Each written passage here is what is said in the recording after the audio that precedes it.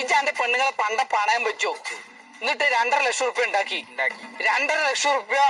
പിന്നെ 2.5 കൊല്ലം ഗൾഫിൽ പോയി പണിയെടുത്തു തിരിച്ചു വന്നു എന്നിട്ട് ആ പണയം വെച്ച് പണ്ടെടുത്തു പിന്നെ എത്ര കോപ്പിന് ഗൾഫ് പോയത് പണയം വെച്ചെടുക്കണ്ടേ പോട്ടെ എന്നാ പിന്നെ ആ പണയം വെക്കാതെ ഇരുന്നാ പോരെ അപ്പൊ എനിക്ക് ഗൾഫ് പോണ്ടേ ഗൾഫ് പോണ്ട കയ്യേ ഇപ്പൊ എത്ര ഗൾഫ് പോയത് പണയം വെച്ചെടുക്കണ്ടേ ഇവിടെ പണയം വെച്ചെടുക്കാൻ പെണ്ണുങ്ങളെ നേരെ നിർത്തുവോ